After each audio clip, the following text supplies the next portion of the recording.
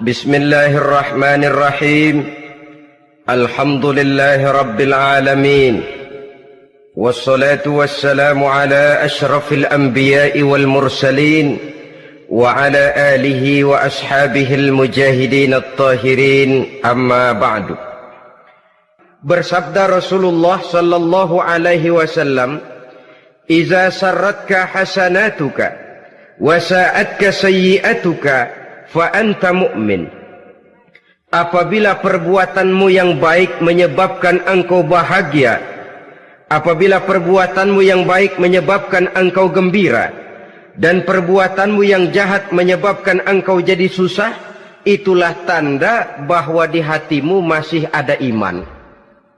Artinya, belum tentu orang yang berbuat baik merasa bahagia dengan kebaikan yang dikerjakannya. Dan tidak selamanya orang yang berbuat jahat sanggup menyesali perbuatan jahatnya. Oleh karenanya, apabila iman masih ada, apabila hati masih hidup, perbuatan yang baik menyebabkan orang gembira, perbuatan yang jahat menyebabkan orang susah dan gelisah hatinya. Ini mengandung pelajaran. Sekali kita berbuat baik, jangan sekali-kali menyesali kebaikan itu. Sebaliknya, satu kali kita melakukan kesalahan, hendaknya selalu menyesalinya. Kadang-kadang dalam kehidupan, karena orang tempat kita berbuat baik itu rupanya membalas air susu dengan air tuba, kita lalu menyesali kebaikan. Lahirlah kata-kata, "Nyesal saya nolong dia." Ibarat pepatah katanya, nolong anjing kejepit. Waktu kejepit setengah mati kita tolongin, begitu selesai dia dari kejepitnya malah kita digigitnya. Saudara hadirin yang saya muliakan, dalam kehidupan sehari-hari barangkali ini kena filsafat yang disebut dorong mobil mogok. Ketika mobil mogok setengah mati kita dorong, begitu mesin hidup ditinggalkannya kita di belakang.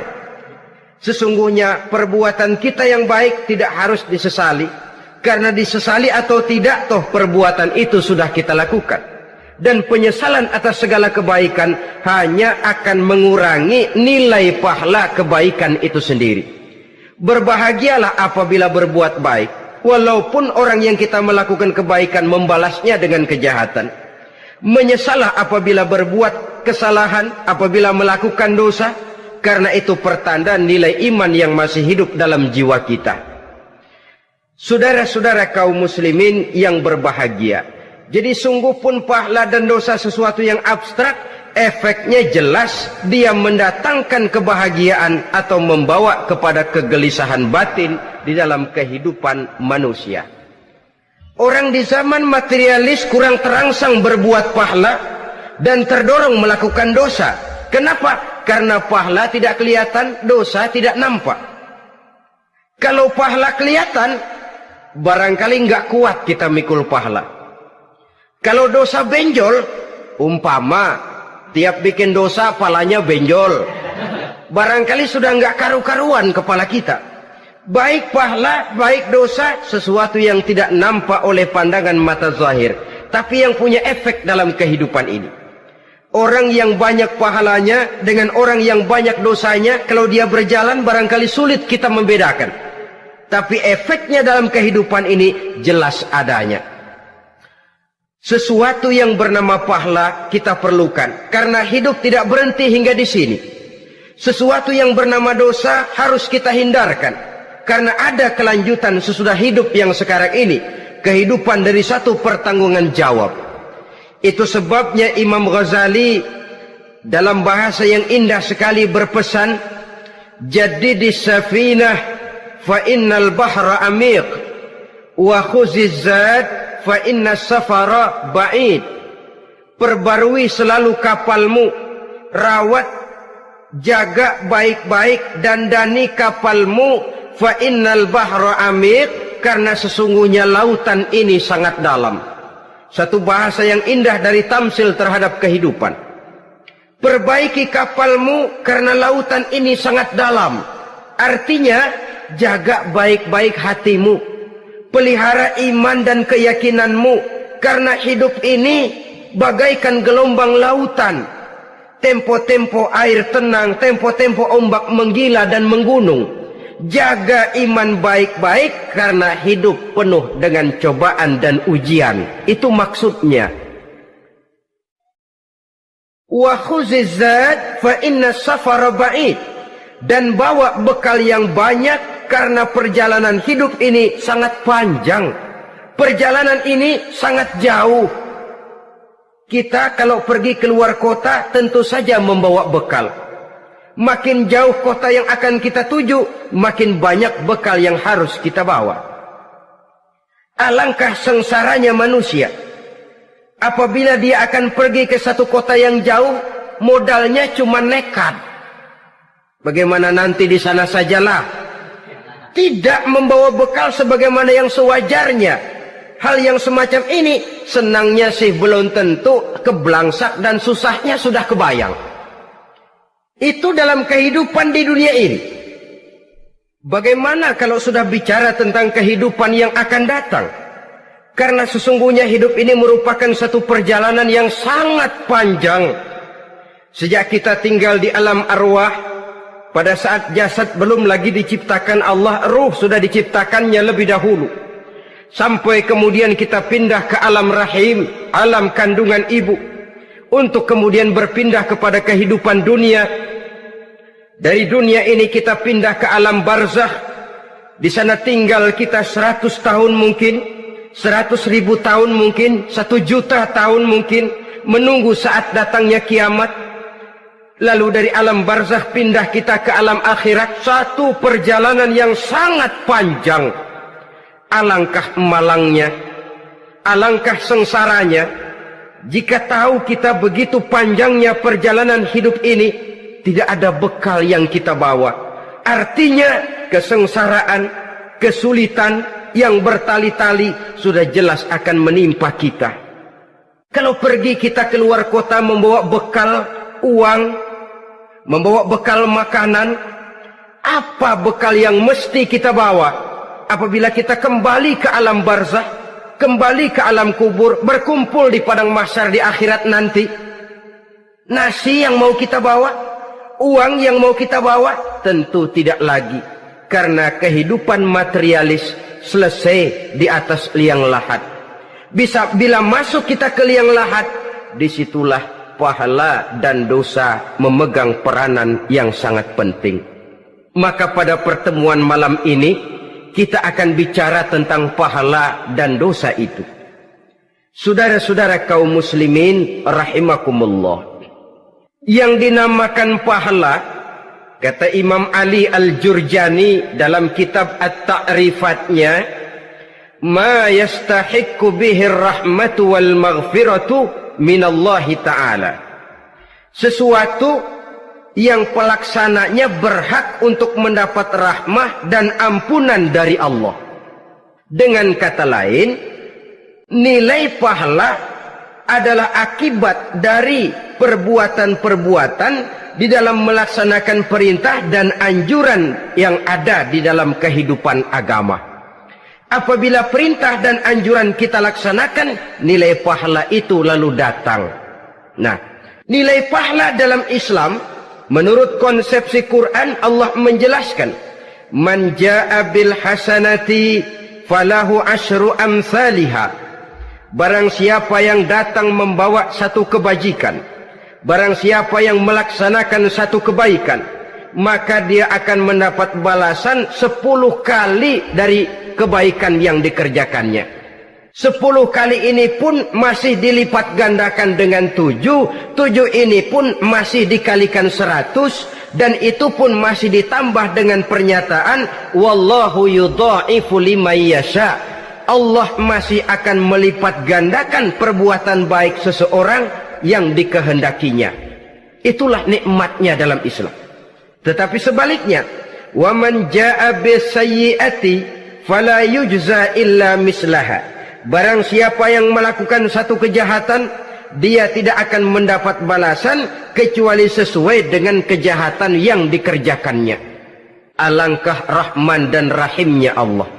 Orang yang berbuat baik dibalas 10, dikali 7, dikali 100, masih dilipat gandakan pula.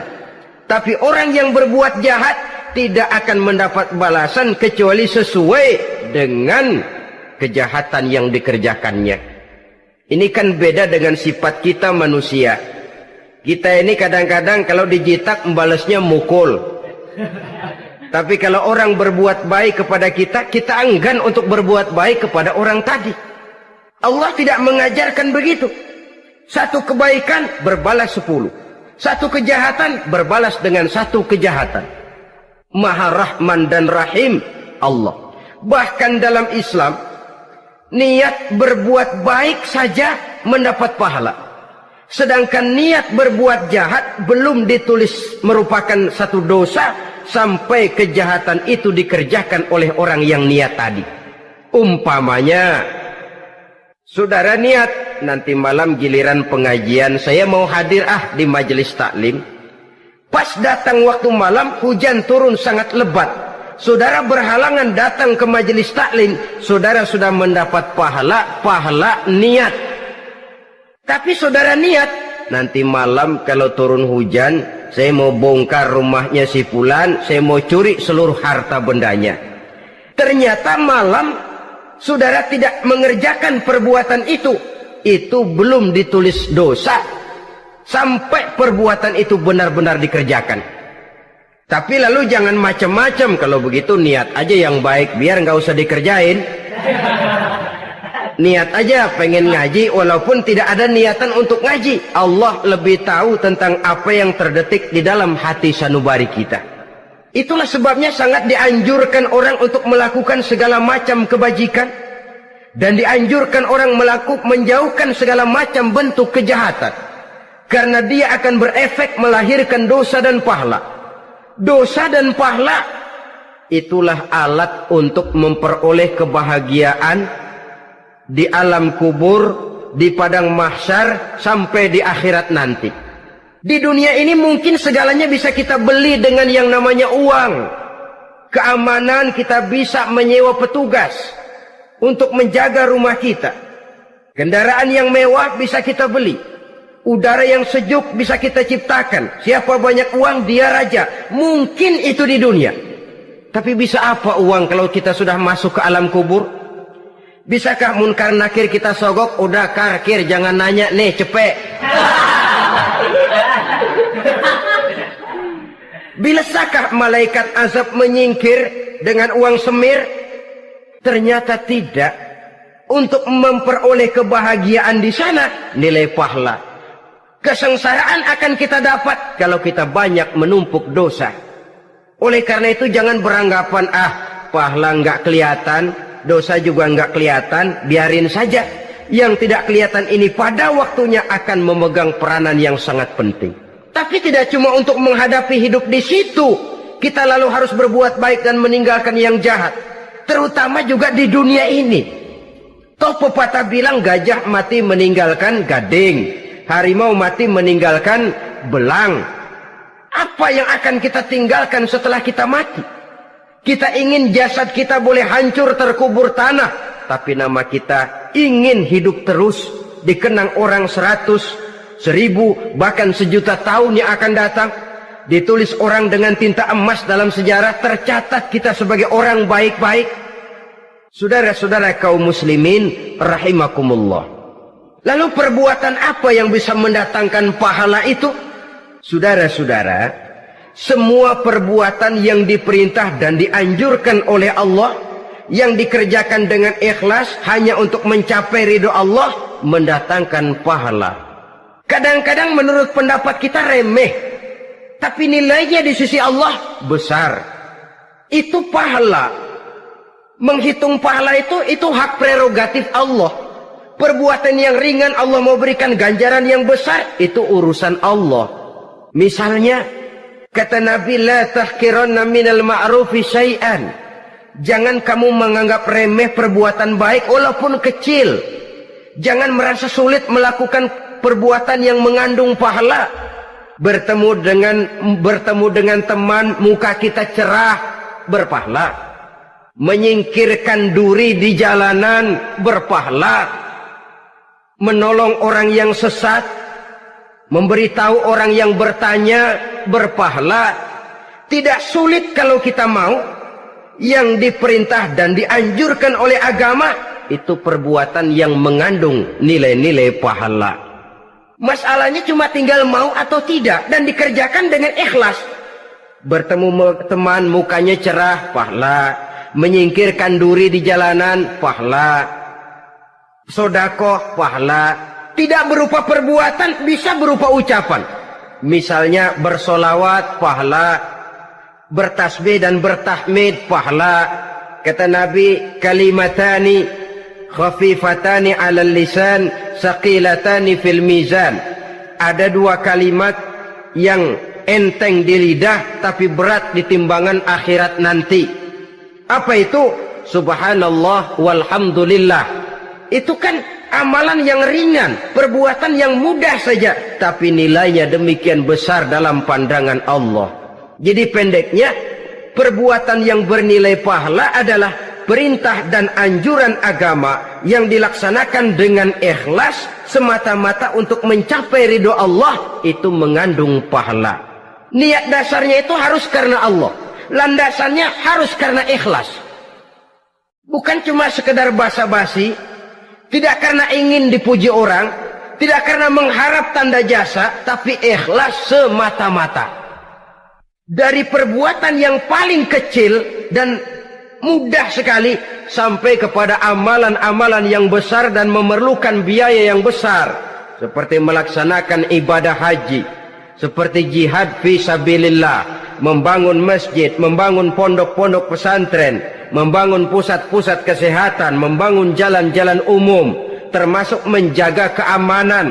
Jangan dikira loh, siskamling umpamanya, menjaga keamanan kampung tidak berpahala. Kalau diniatkan ibadah, menjaga ketenangan warga supaya mereka tekun ibadah, ikhlas karena Allah, itu juga bernilai ibadah.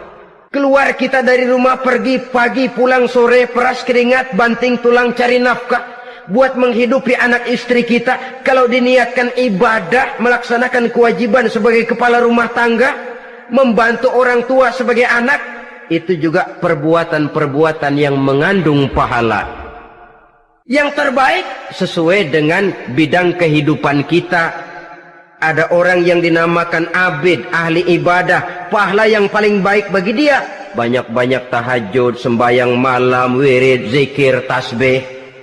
Ada yang dinamakan orang alim, pahala yang paling baik buat orang macam ini mengajar, menyebarkan ilmu, mendakwahkan Islam. Ada yang disebut wali, pejabat pemerintah, petugas. Amalan pahala yang paling baik buat orang semacam ini melayani masyarakat, bekerja di bidangnya sesuai dengan profesinya. Saudara hadirin yang saya hormati, jadi dengan demikian perbuatan-perbuatan yang mengandung nilai-nilai pahala ini bisa perbuatan yang menurut kita kecil namun punya nilai besar. Apalagi perbuatan besar dengan biaya yang besar, tentu makin besar juga pahala yang disediakan oleh Allah Subhanahu wa ta'ala. Oleh karenanya, kalau kita bercermin dari ayat Quran, hidup ini kesempatan untuk berbuat baik. Huwallazi khalaqal mauta wal hayata liyabluwakum ayyukum ahsanu amala. Dialah Allah, Tuhan yang telah memberikan hidup dan mati kepadamu untuk menguji kamu, siapa di antara kamu yang paling baik amal perbuatannya. Jadi tidak saya rinci, tapi cukuplah satu penjelasan global. Perbuatan yang berpahala adalah perbuatan melaksanakan perintah Allah atau anjuran Allah dengan dasar ikhlas, dengan tujuan untuk mencapai ridho Allah semata-mata. Lalu apa perbuatan yang mengakibatkan dosa itu? Saudara-saudara, dosa lahir akibat melakukan larangan Allah atau mengerjakan yang dicelaknya. Nah, para ulama ada yang membagi dosa itu menjadi dua bagian. Ada dosa-dosa kecil, ada dosa-dosa besar.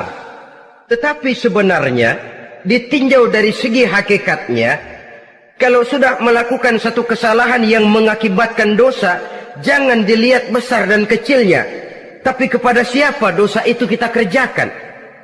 Sebab kalau dosa kita anggap satu yang kecil, orang akan terangsang untuk mengerjakan yang kecil-kecil saja. Sehingga dengan demikian, yang kecil pun akan menjadi besar kalau ditumpuk-tumpuk. Sedangkan yang besar bisa saja menjadi kecil kalau selalu diiringi dengan permohonan ampun kepada Allah. Itu sebabnya para ulama sufi, orang-orang tasawuf mengatakan, la saghair ma'al istimrar wala kabair ma'al istighfar. Tidak ada dosa yang kecil kalau dikerjakan terus-menerus, dan tidak ada dosa yang besar kalau digempur tiap saat dengan perbuatan istighfar atau memohon ampun kepada Allah Subhanahu wa taala. Cuma saja pada umumnya, karena dosa-dosa kecil itu lebih mudah taubatnya, dan ada janji Nabi, barang siapa yang meninggalkan dosa-dosa besar akan diampuni dosa-dosanya yang kecil-kecil. Oleh karena itu, pada kesempatan ini kita akan juga bicarakan apa saja yang termasuk klasifikasi dosa-dosa besar, dengan harapan kita bisa menjaga diri, menyelamatkan diri, jangan sampai terjatuh ke dalam dosa-dosa yang besar tadi. Tetapi bukan berarti kita harus terangsang melakukan dosa-dosa yang kecil. Ah, biarin kecil ini, tobatnya gampang. Ah, dosa kelas teri. Ah, dosa itu kan tidak kelihatan. Lalu terangsang melakukan perbuatan dosa-dosa walaupun kecil. Kalau berlarut terus-menerus, dia akan tumbuh menjadi dosa yang besar. Oleh karenanya, jangan sampai mengundang pengertian kalau kita membicarakan dosa-dosa yang besar lalu terangsang melakukan dosa-dosa yang kecil. Karena bagaimanapun juga dosa kecil dan dosa besar sama dalam arti kepada Allah kita melakukan kesalahan. Dan dosa yang kecil pun kalau bertumpuk, dia akan menjadi banyak. Saudara-saudara kaum muslimin rahimakumullah, ada beberapa jenis dosa-dosa besar. Jenis yang pertama, asyirku billah, syirik atau menyekutukan Allah. Dari sekian deretan dosa-dosa besar, syirik ini merupakan bapak moyangnya dosa. Dedengkotnya dosa, itu syirik, menyekutukan Allah. Bahkan dosa yang lain Allah masih mau mengampuni. Tapi kalau sudah syirik, menyekutukan Allah, itu sudah satu dosa yang tidak berampun sama sekali. Oleh karena itu tepat pesan Imam Ghazali tadi. Jadi di safinah fa innal bahra amik. Jaga iman, pelihara akidah, dandani kapal. Karena hidup ini gelombang lautan sangat dalam, hidup banyak cobaan. Di dalam hidup di zaman sekarang ini, saudara bisa perhatikan, di mana tensi ekonomi tinggi, lapangan kerja sulit, persaingan hidup makin tajam, sifat egois dan individualis tumbuh di mana-mana, rasa solidaritas sosial menurun, sifat gotong royong musnah, orang mudah potong kompas, potong jalan, ingin cepat kaya, ingin cepat naik pangkat, ingin dapat kedudukan. Kadang-kadang akidah pun terjual, akidah pun musnah, jatuh ke jurang syirik pun tidak jadi soal. Itu yang kita khawatirkan. Kalau dosa-dosa yang lain Allah masih mau mengampuni, tapi kalau sudah jatuh kepada syirik, Allah sama sekali tidak akan memberikan ampun. Dalam kaitan dengan ini barangkali tepat sinyalemen Imam Ali itu. Andai kata kemiskinan merupakan satu kepribadian, saya akan membunuhnya lebih dahulu. Artinya memang kemiskinan ini sering mendorong orang kepada jurang kemusyrikan. Tidak tahan menghadapi godaan perut akibat tensi ekonomi yang tinggi, lapangan kerja yang sulit. Iman pun jadilah ditukar dengan 3 liter beras. Akidah pun jadilah dibarter dengan 3 bungkus supermi, dengan pakaian bekas, dengan obat-obatan. Tidak jadi soal baginya mengejar kebahagiaan yang relatif singkat dengan mengorbankan kebahagiaan yang abadi. Persis ibarat pepatah, nyari jarum kampak hilang. Mencari sesuatu yang kecil, yang besar jadi sia-sia. Membela perut, mengorbankan akidah. Na'udzubillah summa na'udzubillah. Saudara-saudara kaum muslimin rahimakumullah. Ini fakta. Ini kenyataan. Dan hal semacam ini tidak bisa diatasi cuma dengan ceramah, simposium, diskusi, seminar. Apalagi Nabi berpesan, solahu ummati bil ilmi wal mal. Umatku hanya bisa menjadi baik akidahnya dengan ilmu dan harta. Itu bahasa Nabi. Kalau bahasa kita sekarang, dengan ekonomi dan pendidikan. Ilmu, pendidikan, ekonomi, harta. Tanpa itu sangat besar kemungkinan kita bisa menjual akidah terjerumus di lembah kemusyrikan. Maka terutama kepada saudara-saudara saya, muslimin yang terpencil jauh dari kota-kota besar, yang kadang dalam kehidupan seharinya imannya sering digoda oleh supermi, akidahnya sering ditantang oleh pembagian beras, pakaian-pakaian bekas, obat-obatan dan sebagainya. Jaga dan bentengi akidah kita. Lebih baik nyawa berpisah dari badan, asal iman jangan berpisah dari hati.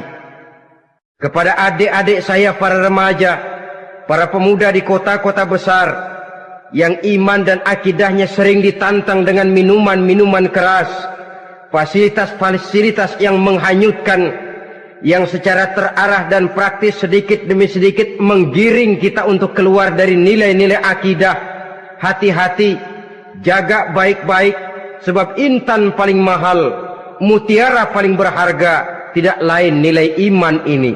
Tergelincir kita daripadanya, jatuh ke lembah kemusyrikan, jatuh ke satu dosa yang teramat besar, yang Allah tidak akan pernah memberikan ampun lagi.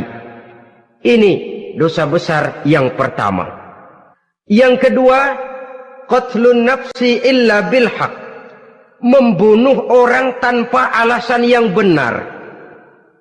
Di zaman kesulitan ekonomi kadang-kadang orang mudah nekat.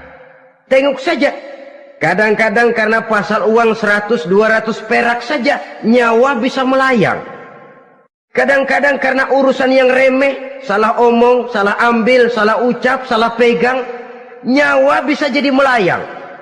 Alangkah murahnya nyawa, seakan-akan kita yang punya. Padahal nyawa itu hak milik Allah. Tidak pantas kita merampasnya, tidak pantas kita menghilangkannya dari jasad seseorang. Oleh karenanya, membunuh orang merupakan satu dosa yang sangat besar. Jangankan kepada orang yang seakidah, orang yang lain akidah saja pun, kalau dia hidup berdamai, rukun, berdampingan, kita harus melindungi. Apatah lagi teman seakidah sendiri. Saudara-saudara kaum muslimin rahimakumullah. Pantas kalau Nabi menyatakan, apabila dua orang Islam sudah saling berkelahi, berbunuh-bunuhan, al-qatil wal maqtul finnar, yang membunuh dan yang dibunuh dua-duanya sama-sama masuk neraka. Sahabat heran, ya Rasul, kalau yang membunuh masuk neraka sih wajar, tapi yang terbunuh kok neraka juga, kenapa? Kata Rasul, sebenarnya dia juga cuma sudah niat untuk membunuh, cuma keduluan saja. Andai kata dia tidak terbunuh, tentu dia yang akan membunuh. Saudara-saudara kaum muslimin rahimakumullah, Islam sesuai dengan namanya adalah agama damai. Kita tidak boleh mencari-cari musuh, walaupun tidak boleh lari kalau bertemu musuh.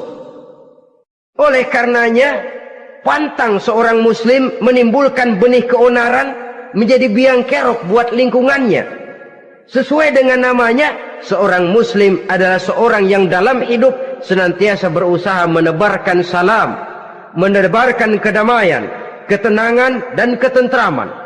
Dengan prinsip, musuh jangan dicari, bertemu pun jangan lari. Yang ketiga, termasuk dalam kelompok dosa besar ini, syurbul khamr, meminum minuman keras. Termasuk di dalam kata khamr ini ganja, morfin, narkotik. Sebab apa? Jenis minuman semacam itu tidak hanya merusak keadaan sekarang, tapi sekaligus merusak kehidupan yang akan datang. Kalau itu jatuh di tangan generasi muda, artinya kan merusak kehidupan masa depan daripada suatu bangsa. Karena apa? Remaja dan pemuda merupakan bentuk miniatur daripada kehidupan bangsa. Akan bagaimana warna umat Islam di Indonesia, bahkan akan bagaimana warna Indonesia 30, 40, 50 tahun yang akan datang, remaja sekarang jawabannya. Kalau remaja kita sekarang ini kerjanya cuma bisa nyekek botol, insya Allah bangsa Indonesia 30-40 tahun yang akan datang akan tumbuh menjadi bangsa teler. Tidak banyak yang bisa kita harapkan. Remaja adalah gambaran masa depan dari satu bangsa, dari satu umat. Dan remaja itu di dalam dirinya secara fitrah terkumpul semua bakat, terdapat semua kemungkinan. Kita ini lahir membawa sifat pemimpin, tapi juga membawa sifat pengacau. Kita ini ada bakat jadi orang jujur, ada bakat jadi pengkhianat. Kita ini ada bakat menjadi orang baik-baik, kita juga punya bakat jadi biang kerok. Kita kemungkinan bisa jadi pemimpin bangsa, tapi juga bisa menjadi pemimpin bangsat. Nanti lingkungan dan pendidikan akan menumbuhkan, membentuk mana yang tumbuh lebih subur. Kalau lingkungan dan pendidikannya lebih banyak bercerita tentang kejujuran, maka nilai kejujuran yang akan tumbuh lebih banyak dalam jiwanya. Dan insya Allah diharapkan dia akan menjadi manusia yang jujur di kelak kemudian hari nanti. Dan masalah minuman keras ini sebenarnya berkait. Kita tidak bisa cuma menyalahkan remaja saja, menyalahkan pemuda saja, karena bagaimanapun masalahnya kompleks. Menghancurkan sesuatu tanpa melihat kausalnya, tanpa melihat sebab akibatnya, kan sama juga bohong. Kemungkinan karena broken home, kemungkinan karena pergaulan, kemungkinan karena kurang perhatian orang tua, kemungkinan karena akibat bacaan, tontonan, atau fasilitas berupa dibukanya pabrik-pabrik minuman keras, dijualnya minuman-minuman keras di warung-warung yang remang-remang, yang memberikan kenikmatan, kebahagiaan dan kebanggaan tersendiri, sehingga akhirnya orang terangsang untuk datang dan minum di sana. Pada dasarnya memang sepele, cuman minum, nggak ngerugiin orang lain kan? Iya, pada waktu minum. Tapi dikala sudah mabuk, out of control, apapun bisa kita lakukan. Yang kita ucapkan kita tidak sadari lagi, yang kita kerjakan tidak kita sadari lagi. Dikala itu segala macam kejahatan bukan sesuatu yang tidak mungkin untuk kita laksanakan. Nggak ngerugiin orang lain, memang pada saat mau minum. Tapi begitu minum, mabuk, kita bisa merugikan orang lain. Setidaknya merugikan diri sendiri. Pertumbuhan IQ menjadi lemah, semangat kehidupan hilang, gairah kerja menurun, kalau tidak ada sama sekali. Lalu apa yang bisa kita lakukan di dalam kehidupan? Dan akan lebih celaka kalau ini menimpa kehidupan generasi muda kita. Kadang-kadang yang ironi ya, kalau yang orang tuanya mampu barangkali masih tertolong, tapi yang orang tuanya kondisi ekonomi lemah masih kepengen teler juga. Orang tuanya nggak mampu masih pengen mabuk. Dari ganja, morfin nggak dapat, akhirnya kaleng cet diisepin. Yang penting kan bisa teler, mendatangkan satu kebahagiaan tersendiri. Itu sebabnya memang satu kejahatan menurut teori polisi ya hanya bisa terjadi karena faktor N dan K, niat dan kesempatan. Niat ada, kesempatan ada, jadi orang jahat. Kurang salah satunya, biasanya kejahatan terbendung. Niat ada, kesempatan tidak ada, sulit berbuat jahat. Kesempatan ada, niat tidak ada, tidak mungkin orang jahat. Tapi yang paling dominan sebenarnya niat.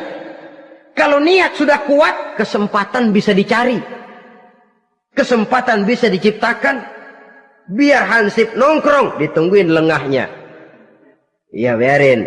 Jam 11 sampai jam 2. Matanya melotot. Jam 3 dia mulai ngulet, ngempet. Nah, di saat itu saya masuk ke rumahnya. Kalau niat kuat, kesempatan bisa diciptakan. Dan kalau sudah niat, ini masalah hati. Kalau sudah masalah hati, menyangkut soal moral. Moral artinya sudah masuk kepada kehidupan agama. Saudara-saudara kaum muslimin rahimakumullah. Yang keempat yang termasuk jenis dosa besar, az-zina, perbuatan zina. Di zaman pergaulan bebas dengan prinsip free love, free sex ini, tengok sudah berapa banyak gadis-gadis bergelimpangan jadi korban. Berapa banyak bayi-bayi yang lahir ke dunia tanpa tahu kemana dia mesti memanggil bapak. Apakah deretan jumlah korban ini masih harus bertambah lagi? Paling tidak, biarlah yang sudah jadi korban, tapi jangan bertambah lagi hendaknya. Masing-masing kita berupaya menahan diri. Termasuk dalam kategori zina ini, yang merupakan cabang-cabangnya, liwat, homoseks, lesbian, masturbasi. Bahkan masturbasi itu termasuk jenis zina tangan. Dan itu juga merupakan satu dosa. Di samping dosa juga merusak diri. Karena bagaimanapun juga dia akan mengurangi kemampuan daya pikir seseorang. Maka agama memberikan jalan keluar. Pesan Nabi, ya ma'syara syabab, man istata'a minkumul ba'at falyatazawwaj. Hai para pemuda, kata Nabi, barang siapa di antara kamu yang sudah bisa ba'at, yang sudah mampu ba'at. Ba'at itu artinya memberikan nafkah, baik nafkah zahir maupun nafkah batin. Falyatazawwaj, maka hendaklah dia kawin. Jadi yang maksud ba'at ini ya nafkah zahir, ya nafkah batin. Kita kadang-kadang cuma bisa ngasih nafkah batin saja sudah merasa pokoknya kan saya sanggup untuk kawin, lalu kawin tanpa kehilangan, dengan kehilangan pertimbangan. Saudara-saudara, wa illam yastati', adapun kalau dia belum mampu, fa alaihi bisyam, hendaknya dia banyak puasa. Fa innahu lahu wija, karena puasa itu akan merupakan benteng jangan sampai orang memperturutkan hawa nafsunya. Andai kata puasa belum hobi, banyaklah olahraga para pemuda, para remaja. Karena dengan olahraga, pemikiran untuk memperturutkan hawa nafsu agak sedikit terkendali dan energi tersalurkan dalam bentuk yang positif. Pendeknya kreatif, banyak kegiatan. Ini pesan Imam Syafi'i tepat itu. Kata beliau, inni ra'aitu wuqufal ma'i yufsiduh, insala toba wa illam yajri lam yatib. Aku melihat air kalau diam rusak, tapi kalau dia mengalir jernih. Air kalau ngendap, nggak ngalir, nyamuk nyarang di situ, bisa jadi sumber penyakit. Manusia hidup begitu. Kalau nggak punya kegiatan, nggak kreatif, kerjanya cuma delohom, ayam-ayam, akhirnya jadi ngerusak. Ngomongin orang, Jano ngapa? Ano. Kebangetan nggak ngapa-ngapain, orang aja dipontenin. Orang diomongin, lahirlah namimah, lahirlah ghibah. Saudara-saudara, air itu kalau ngendap ada aja yang nyarang. Tapi kalau dia ngalir, orang ada kesibukan, insya Allah dia tidak akan jatuh kepada sesuatu yang bisa mengundang dosa. Isilah waktu dengan hal-hal yang bermanfaat, karena hidup ini singkat dan tidak berjalan mundur ke belakang. Mundur hancur, berhenti diinjak orang. Sekali melangkah, jangan surut mundur ke belakang. Homoseks, terlepas dari penyakit kejiwaan. Sekarang ini kan sudah ada persatuan kaum gay katanya, meminta perlakuan yang sama dan agar dibolehkan kawin sesama mereka. Secara manusiawi boleh, secara manusiawi kita hargai mereka, tapi dari kacamata agama ini jelas merupakan penyimpangan, dan penyimpangan merupakan suatu dosa terlepas dari pertimbangan manusiawi. Jangan karena terlalu memperturutkan suara manusiawi lalu kita mengesampingkan agama. Termasuk lesbian, wadon karo wadon. Kalau homo itu kan lanang karo lanang katanya. Saudara-saudara kaum muslimin rahimakumullah, ini bukan penyakit baru. Liwat, homoseks sudah dikenal dari zamannya Nabi Lut, laki dengan laki. Lesbian dari zaman istrinya Nabi Lut. Terlepas dari penyakit kejiwaan, dari segi agama ini merupakan penyimpangan dan merupakan dosa yang besar. Yang kelima, yang termasuk jajaran dosa kelas kakap, qazful mu'minina wal mu'minat, menuduh orang mukmin yang baik-baik, laki atau perempuan, melakukan perbuatan zina sehingga hancur namanya di masyarakat. Ini merupakan satu perbuatan dosa yang sangat besar dan sangat dimurkai oleh Allah.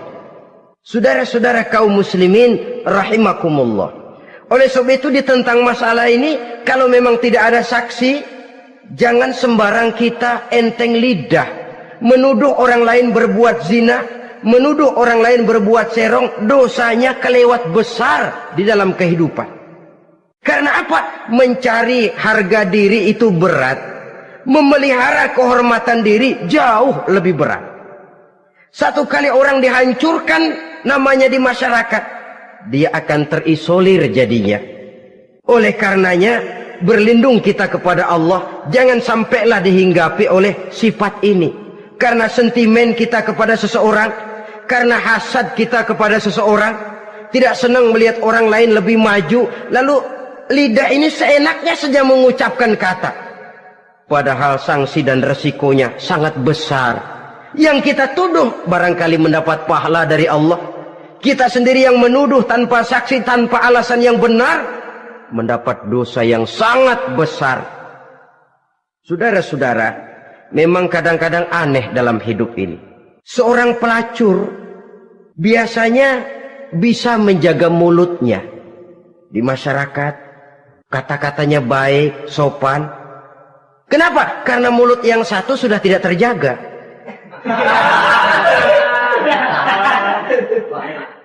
Kita kadang-kadang kehormatan bisa kita jaga, tapi mulut tidak terkontrol. Ngomong saenake dewe, bikin orang mangkel, kesal, fitnah sana, fitnah sini, menghancurkan nama baik orang, ngomongin yang macam-macam. Bagai-bagai macamlah caranya. Saudara-saudara kaum muslimin yang berbahagia. Jadi dengan demikian, menuduh orang lain berbuat zina, sedangkan orang itu tidak pernah melakukannya, ini termasuk satu dosa yang sangat besar di dalam kehidupan ini. Yang keenam, al-'aqu bil walidain, durhaka kepada ibu bapak. Seorang anak, bagaimanapun banyak nilai ibadahnya, banyak kebaikan di masyarakat, menyandang berbagai macam gelar, pangkat dan jabatannya tinggi, tapi kalau sudah durhaka kepada kedua orang tuanya, alamat hidup tidak lagi membawa keberkahan. Dan itu dosa yang sangat besar. Sampai Nabi sabdakan, ridho Allah ada di dalam keridhaan ibu bapak, murka Allah pun ada di dalam kemurkaan ibu dan bapak. Walaupun belum tentu setiap kita orang tua, tapi yang jelas setiap kita adalah anak, dan setiap anak punya ibu dan bapak. Jangan sampai kacang lupa kepada kulitnya. Saudara-saudara kaum muslimin rahimakumullah, durhaka kepada ibu bapak merupakan perbuatan yang sangat dimurkai oleh Allah. Apalagi ibu yang telah melahirkan kita, bahkan mengandung kita. Begitu juga bapak yang telah berusaha peras keringat banting tulang untuk mengasuh membesarkan kita. Tidak ada perbuatan baik yang kita lakukan untuk bisa menebus kebaikan daripada ibu dan bapak kita. Setidaknya kalau belum bisa berbuat baik kepadanya, kepada keduanya, janganlah menyakiti hati keduanya. Itu saja dulu yang harus dijaga. Kadang-kadang sudah berbuat baik enggak, nyakitin melulu. Sudah nyenangin belum bisa, saban sehari nyakitin saja. Padahal kedua orang tua itu doanya manjur, sebagaimana sumpahnya juga bisa jadi kenyataan, dan sering bahkan menjadi kenyataan. Sampai ibu bapak sudah wafat, sudah meninggal sekalipun, kewajiban berbakti masih harus terus dilakukan oleh seorang anak. Lalu yang ketujuh, at-tawalli yaumaz zahfi, berpaling pada hari pertempuran. Orang sedang sibuk-sibuk menghadapi musuh, maksudnya berjuang membela agama ini, dia lari menyelamatkan diri. Pengecut, mental munafik. Ayo, kalau demi agama, mari kita maju ke depan. Allahu Akbar. Yang besar Allah, yang lain kecil semua. Maju. Orang lain maju serentak, dia mundur jauh ke belakang. Mental munafik, mental calo istilah sekarang ini. Oh, itu calo, mental calo. Tuhan gedek banget itu. Coba ya, calo itu paling sibuk nyuruh penumpang naik. Tapi sementara penumpang naik sampai ke tempat tujuan masing-masing, calonya nggak kemana-mana, diem aja di situ. Cuma orang aja disuruh naik. Saudara-saudara, kerja bakti, orang turun ke comberan, dia naik ke tempat tidur. Mundur di hari pertempuran, menyebabkan orang lain gugur, dia sendiri menyelamatkan diri. Mental pengecut, mental munafik, itu merupakan dosa yang sangat besar. Saudara-saudara kaum muslimin rahimakumullah. Itu sebabnya agama itu memerlukan keberanian. Memang, tapi bukan keberanian yang tanpa perhitungan. Sebab berani tanpa berhitung namanya berani babi. Kita berani kalau benar, kita harus takut kalau salah. Jangan dibalik. Salah berani, nekat namanya. Benar takut, pengecut namanya. Orang yang pengecut adalah orang yang takut membela kebenaran. Orang yang nekat sesungguhnya udah salah nggak malu lagi, udah salah nekat lagi, merasa rugi berbuat kebaikan, puas kalau berbuat kejahatan. Padahal Nabi pesan, siapa yang berbuat dosa sambil tertawa, nanti dia akan masuk neraka sambil menangis. Karena itu dipesan pula di dunia ini, sering-seringlah mencuci mukamu dengan air mata taubat. Cuci lidahmu dengan zikir kepada Allah. Bersihkan hatimu dengan air ikhlas. Saudara-saudara kaum muslimin rahimakumullah. Kan ada toh orang berbuat baik nggak gembira, tapi berbuat jahat malah puas. Atau sama saja orang lain berbuat baik, hatinya kesel. Orang lain berbuat jahat, dia malah mendukung. Atau orang lain tergelincir berbuat jahat, dia malah girang. Ini kan tidak objektif. Karena yang berbuat baik, orang yang dia keselin, dia nggak seneng. Tetapi karena yang berbuat jahat, orang yang dia senengin, dibenerin juga. Itu nggak objektif namanya. Mundur di hari pertempuran pada saat saudara-saudara kita sedang menghadapi musuh, sikap pengecut yang sangat dibenci Allah. Yang kedelapan, termasuk kelompok dosa besar, aklu malil yatim, makan harta anak yatim. Kadang-kadang ada orang mengeksploitir loh nasib anak-anak yatim. Karena biasanya para dermawan peka kalau mendengar nasib yatim, memberikan santunan. Si yatim belum makan, yang ngurusin udah pada kenyang. Mengeksploitir, memakan harta anak yatim termasuk dosa yang sangat besar. Sehingga Nabi pesan, ana wa kafilul yatim kahataini yaumal qiyamah. Aku dan orang yang menyantuni anak yatim seperti dua jari ini di hari kiamat. Rumah yang paling dimuliakan Allah adalah rumah yang di dalamnya ada anak yatim yang hidupnya dihormati, hidupnya disantuni, keperluannya dicukupi. Maaf saja, tahap kita menyantuni anak yatim ini baru tahap setahun sekali. Kalau Muharram kita agungkanlah, kita besarkan. Lebaran yatim katanya. Kita kumpulkan dana, kita usap kepala yatim, kita kumpulkan beras, kita bagikan hari itu. Perkara bulan depan kelaparan, kita tutup kuping. Perkara bulan berikutnya dia kelaparan, kita masa bodoh. Bahwa di bulan Muharram kita santuni yatim piatu itu sudah baik. Tapi akan lebih baik lagi kalau kita sanggup menjadi bapak asuh mereka, memikirkan sekolah mereka, ada kontinuitas. Kalau mereka diasuh oleh orang lain, lalu bertukar agamanya, berpindah akidahnya, kita ngomel habis-habisan. Tapi kita ada kemampuan, kita tidak mau berbuat semacam itu. Ya sama juga bohong namanya. Saudara-saudara kaum muslimin rahimakumullah. Orang yang menyantuni yatim mendapat pahala besar. Tapi orang yang mengkorup harta anak yatim, dosanya juga sangat besar. Berhati-hatilah kalau kita diberikan kepercayaan oleh masyarakat untuk mengurus anak-anak yatim. Karena pahalanya besar, resikonya juga besar. Yang kesembilan, syahadatuz zur, sumpah palsu. Sebab sumpah palsu ini menggunakan nama Allah untuk sesuatu yang tidak benar. Nama kita saja dibawa untuk yang tidak benar, kita jengkel. Nama kita dipalsukan untuk sesuatu yang tidak baik, kita kadang-kadang jengkel, tidak puas jengkel, menuntut melalui saluran hukum. Kenapa? Nama saya dicatut. Bagaimana lagi kalau nama Allah kita pakai untuk bersumpah, sumpahnya palsu, menguntungkan kita, merugikan orang lain, Allah murka betul. Maka sumpah palsu termasuk deretan dosa-dosa besar. Apalagi yang ke-10, aklur riba, makan riba alias renten. Ini kan yang cepat mendatangkan uang. Kadang-kadang kalau yang bikin riba itu orang awam barangkali, ya masih kita maklumi. Kadang-kadang penyakit ini datang menimpa mereka juga yang kita kenal kebaikannya. Bahkan suka datang ke musola, rajin ke masjid kadang-kadang. Riba masih dimakannya.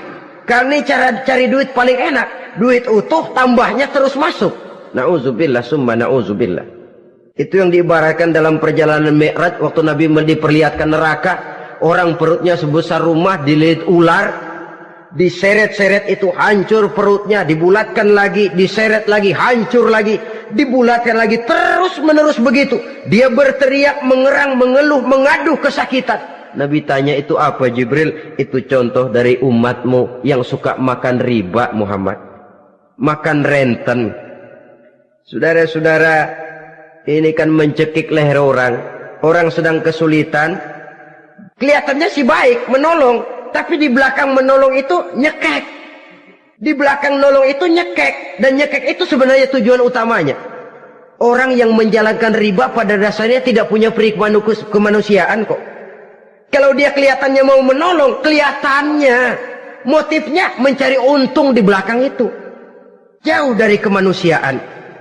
Yang ke-11, saudara-saudara, termasuk jajaran dosa besar itu qat'ur rahim, memutuskan silaturahmi. Marah, hobi sama marah. Kalau 3 hari nggak marahan sama orang, ngebet palanya. Selalu nyari gara-gara. Kalau udah marah berlaku perpanjangan waktu. Tahun, 2 tahun, kadang-kadang seumur hidup. Saudara hadirin yang saya muliakan. Apalagi mengurangi timbangan termasuk kelas dosa besar. Makan suap termasuk dosa besar. Semir menyemir dosa besar. Apalagi bunuh diri. Nah ini, bunuh diri dosa besar. Kadang-kadang karena sulit nekat, daripada hidup susah mendingan mati sekali-kali. Apa dikira kalau mati urusan selesai? Belum. Termasuk memotong anggota badan sendiri, dosa besar. Kayak belum lama ada kesulitan ekonomi, mau lebaran, alat vitalnya dipotong. Berita-berita koran, itu pun dosa besar. Nah kan badan saya sendiri, ya badanmu sendiri, tapi yang ciptakan Allah, yang berikan Allah, kenapa mesti dipotong? Karena kesulitan ekonomi, alat vitalnya sendiri dipotong. Ya namanya alat vital, kalau sudah nggak ada yang vital kan hampa hidup ini. Tapi lalu kehilangan pertimbangan. Saudara-saudara kaum muslimin, karena itu di hadapan segala macam kesulitan, jangan sampai kita kehilangan pertimbangan lalu terjatuh ke dalam dosa-dosa besar ini. Mudah-mudahan Allah selamatkan kita dari segala macam bentuk dosa besar, sehingga diampuni segala dosa yang kecil, dan digerakkannya kita untuk hidup melakukan kebaikan yang membawa pahala yang sebesar-besarnya. Ini sajalah pertemuan kita saat ini. Terima kasih atas segala perhatian. Mohon maaf atas segala kekurangan. Wassalamualaikum warahmatullahi wabarakatuh.